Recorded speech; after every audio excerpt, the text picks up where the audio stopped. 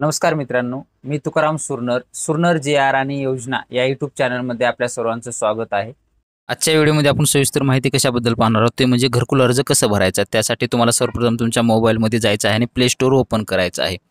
Play store open केल्यानंतर तुम्हाला सर्वप्रथम इथं एक ॲप डाउनलोड करायचं आहे, ते म्हणजे आवास प्लस असं तुम्हाला सर्च करायचं आहे. आवास प्लस म्हणून सर्च केल्यानंतर तुमच्यासमोर एक ॲप येईल, आवास प्लस 2024. हे ॲप तुम्हाला इन्स्टॉल करून घ्यायचं आहे मोबाईलमध्ये. तुमच्या मोबाईलमध्ये इन्स्टॉल थोडासा वेळ लागेल, ते इन्स्टॉल करून घ्यायचं आहे. आणि त्यानंतर ते इन्स्टॉल झाल्याच्या नंतर तुम्हाला परत एकदा त्याच मोबाईलमध्ये तुमच्या दुसरं एक ॲप डाउनलोड करून घ्यायचं आहे. त्याचं नाव आहे, तुम्ही तिथं सर्च करू शकता, आधार फेस आर डी.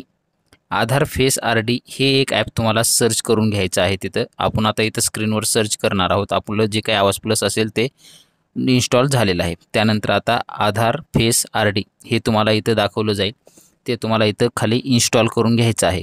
इन्स्टॉल केल्यानंतर तुम्हाला तिथं डायरेक्टली स्क्रीनवर तिथं दाखवलं जाईल. ते काही ॲप तुमच्या मोबाईलमध्ये ॲपसारखं त्याचं सिम्बॉल वगैरे काही दाखवलं जात नाही. फक्त ते इन्स्टॉल झालं की ऑटोमॅटिकली तुमच्या मोबाईलमध्ये ते वर्क करत राहतं. हे दोन ॲप इन्स्टॉल झाल्याच्या नंतर तुम्हाला तुमचं जे काही आवास प्लस 2024 हे ॲप तुम्ही डाउनलोड केलेलं आहे, ते ॲपमध्ये तुम्हाला आता जायचं आहे. आपलं हे आर डी झालेलं आहे. आपण आता इथं ॲपमध्ये जाणार आहोत. आपलं जे काही इथं आवास प्लस 2024 ॲप आहे ते ओपन करायचं आहे. तुमची जी काही लँग्वेज असेल, तुम्हाला कोणत्या भाषेत सोपं जाईल ते तुम्हाला लँग्वेज ओपन करायचे आहे. इंग्लिश आहे, भरपूर आहेत. इंग्लिश आपण सर्च करून घेणार आहोत. डन केल्यानंतर तुम्हाला काही नोटिफिकेशन द्यावे लागतील. तुम्हाला तुमच्या मोबाईलमधले जे काही लोकेशनचे ही असतील ते द्यावं लागेल. त्यानंतर तुमच्यासमोर इथं दोन ऑप्शन दाखवले जातील, असाइन्ड सर्वे आणि सेल्फ सर्वे. तुम्हाला सेल्फ सर्वेवर क्लिक करायचं आहे आणि खाली तुमचा आधार नंबर जो आहे, म्हणजे ज्यांच्या नावे तुम्हाला आता फॉर्म भरायचा आहे त्या व्यक्तीचं तिथं आधार नंबर तुम्हाला इथं टाकून घ्यायचा आहे आणि ऑथेंटिफिकेशन करायचं आहे. ते केल्यानंतर तुमच्या जे काही परत लोकेशन तुम्हाला मागितलं जाईल, तिथलं लोकेशन किंवा दुसरं नोटिफिकेशन असेल, ऑटोमॅटिकली तुमचं Aadhaar face R D app work करेल आणि ते इथं तुमच्यासमोर नोटिफिकेशन दाखवेल. तुम्हाला इथं चेकबॉक्स आहे, इथं माहिती दिलेली आहे, ते क्लिक करून घ्यायचं आहे. आणि तुमच्यासमोर जो काही ग्रीन कलर गोलमध्ये आलं की तुमचे त्यांना डोळे ब्लिंक करायचे आहेत, म्हणजे डोळे झाकून उघडायचे आहेत. उघडल्यानंतर तुमचं जे काय असेल ते ऑटोमॅटिकली आधारवर डिटेल्स आहे ती ओपन होतील. त्यानंतर तुम्हाला इथं तुमचं जे काही लॉग इन करण्यासाठी तुमचा क्रिएट पिन करायचा आहे, म्हणजे 4 अंकी तुम्ही काही ठेवू शकता. डबल तुम्हाला ते पिन टाकून घ्यायचं आहे आणि ते पिन तुम्हाला क्रिएट करायचं आहे आणि परत टाकून लॉग इन करून घ्यायचं आहे. केल्यानंतर आता तुम्ही ज्या भागातून अर्ज करत आहात ते संपूर्ण तुम्हाला इथं पत्ता वगैरे घ्यायचा आहे. महाराष्ट्रामधून करत आहात, महाराष्ट्र. नंतर तुमचा जो काही तालुका आपला जिल्हा असेल तो जिल्हा निवडून घ्यायचा आहे. त्यानंतर तुमचा तालुका, त्यानंतर तुमचं गाव आणि ग्रामपंचायत. आणि ग्रामपंचायतमध्ये जर 2 ग्रामपंचायत असतील त्यापैकी कोणतं आहे ते घ्यायचं आहे. आणि परत ॲड किंवा एडिट सर्वेवरती तुम्हाला इथं करून घ्यायचं आहे. आपण नवीन भरत आहोत म्हणून ॲड सर्वे याच्यावरती क्लिक करून घ्यायचं आहे. केल्यानंतर तुमच्यासमोर परत एक असा पेज ओपन होईल. इथं तुम्हाला काय करायचं आहे की name of the head of, म्हणजे तुमचं फॅमिलीमधलं म्हणजे ज्यांच्या मुख्य व्यक्ती आहे त्यांचं आम्हाला इथं नाव टाकून घ्यायचं आहे. त्यानंतर त्यांचा आधार नंबर टाकून घ्यायचा आहे. त्यांचा जॉब कार्ड नंबरसुद्धा इथं टाकून घ्यायचा आहे. आणि जॉब कार्ड तुम्हाला जर नंबर माहिती नसेल तर तुमचे गावचे जे काही रोजगार सेवक असतील त्यांच्याकडून तुम्ही जॉब कार्ड नंबर घेऊ शकता. तुमचं मेल असेल मेल, फिमेल. नंतर मग तुमचं जे काही कास्ट असेल ते कास्ट सिलेक्ट करून घ्यायचं आहे. वय काय असेल ते वय तुम्हाला इथं सिलेक्ट करायचं आहे. तुमचा व्यवसाय काय असेल किंवा तुम्ही करंटली सध्या मॅरिड आहात का अनमॅरिड ते तुम्हाला सिलेक्ट करायचं आहे. आणि त्यानंतर तुमच्या वडिलांचं नाव किंवा हजबंडचं, लेडीचा फॉर्म भरत असाल तर हजबंड करा, किंवा आणि पुरुषाचा फॉर्म घेत असाल तर तुमचं फादरचं नाव तुम्हाला इथं टाकून घ्यायचं आहे. त्याच्यानंतर तुमचा इथं मोबाईल नंबर काय असेल तो मोबाईल नंबर टाकून घ्यायचा आहे. त्यानंतर तुमचं शिक्षण काय झालेलं आहे ते सिलेक्ट तुमचं शिक्षण इथं करून घ्यायचं आहे. शिक्षण सिलेक्ट करून घेतल्याच्या नंतर तुमच्यासमोर परत नवीन पुढे स्क्रीन तुमचा जो काही व्यवसाय असेल तो व्यवसाय क्लिक करून घ्यायचा आहे. तुमचा काय म्हणजे सध्या तुम्ही कोणता व्यवसाय करतात, ॲग्रिकल्चर असेल किंवा जे काही तुमचा व्यवसाय असेल ते तिथं भरपूर लिस्टमध्ये तुम्हाला वेगवेगळे व्यवसाय दाखवलेले आहेत.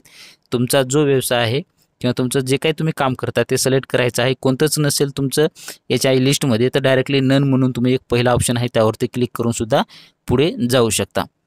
त्यानंतर पुढे काय करायचं आहे की तुमच्या सध्याच्या कुटुंबामध्ये किती व्यक्ती आहेत तुम्हाला धरून, ज्यांच्या नावे अर्ज करतात त्यांना धरून किती व्यक्ती आहेत तिथं टाकून घ्यायचं आहे. 1 असेल 1, 2 असेल 2, 3 असेल 3, 4 असेल 4. त्यानंतर तुमचं तर डिसॅबिलिटी आहे का, म्हणजे अपंग आहे का, असेल तर येस करा, नसेल तर नो करा. त्यानंतर खाली तुम्हाला काय करायचं की any member with critical illness, म्हणजे एकदम क्रिटिकल आजार असेल तर तिथं काय करायचं आहे तुम्हाला, कोणता आजार असेल तर तो करा, कॅन्सर वगैरे असेल तर, नसेल तर नो असेल तर नो करा.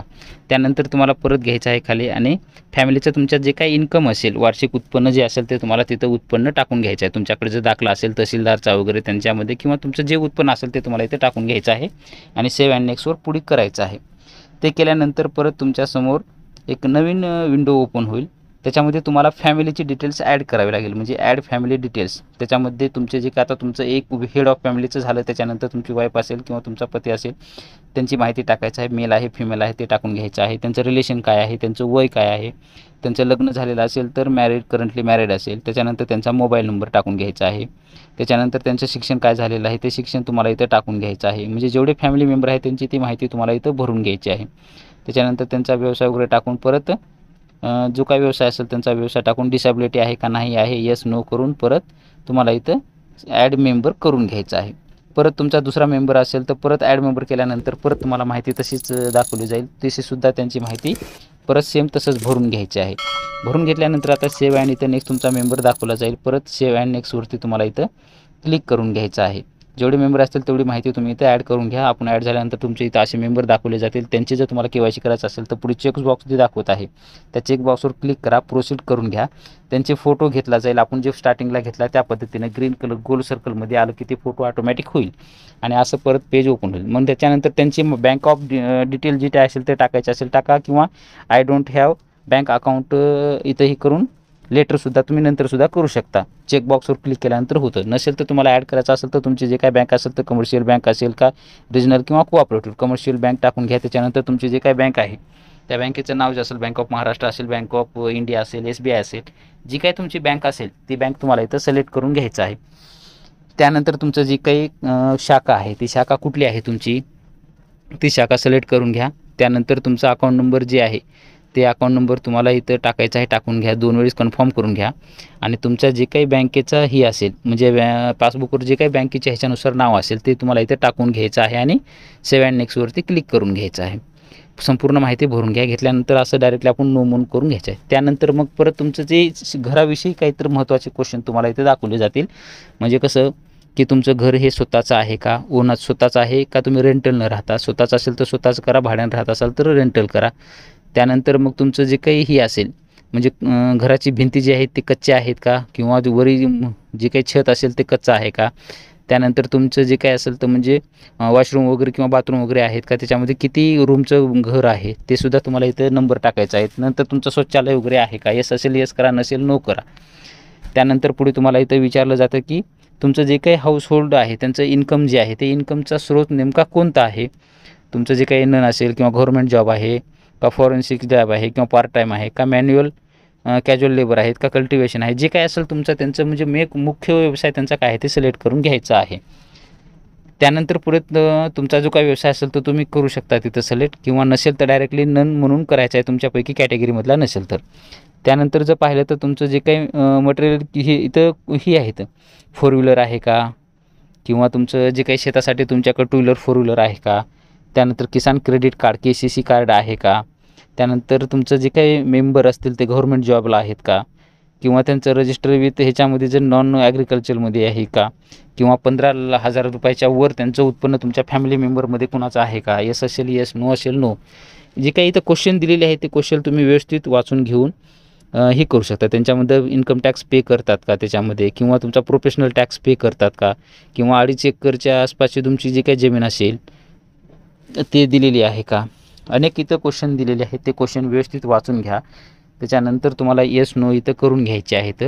आणि याच्यामध्ये शेवटचे जे काही 2 महत्त्वाचे क्वेश्चन आहेत ते जर पाहिलं तर तुमच्याकडे घर बांधण्यासाठी जमीन आहे का, येस असेल येस, नसेल नो करा. आणि शेवटचा एक क्वेश्चन म्हणजे if your family getting benefitted under the scheme of first time, म्हणजे ही तुम्हाला प्रथमतः ही स्कीम मिळते का, आवास योजनेची प्रथमताच मिळते का, तर तिथे येस करा, नो करू नका. त्यानंतर इथं तुम्हाला जो काही घराचा तुमचा फोटो असेल तिथे इथं तुमचे सध्या राहत असलेल्या 2 घराचे फोटो घ्यायचे आहेत. त्यानंतर तुम्हाला जिथं घर बांधायचं आहे तिथला एक फोटो घ्यायचा आहे. त्यानंतर तुमच्यासमोर एक घराचे नकाशे तिथे 4-5 दाखवले जातील. म्हणजे तुम्हाला इथलं प्रशिक्षण वगैरे कुठलं घ्यायचं काय, येस करा, नसेल तर नो करा. आणि त्यानंतर तुम्हाला घराचे जे काही फोटो तिथं तुम्हाला कशा पद्धतीचं घर बांधायचं आहे, इथं 4-5 तुम्हाला इथं जे काही घराचे डायग्राम असतील ते इथं दाखवले जातील. त्यापैकी तुम्हाला कोणतं निवडायचं आहे, तुम्ही इथं स्क्रोल उजव्या बाजूला डावीकडे ढकलू शकता आणि तिथं घराचे तुम्हाला फोटो दाखवले जातील. महत्त्वाचे शेवटी कशा पद्धतीनं तुम्हाला घर बांधायचं आहे, म्हणजे त्याच्या डिझाईन 4-5 दाखवले जातील. त्यापैकी तुम्हाला जे पाहिजे ते तुम्ही एक सिलेक्ट करा.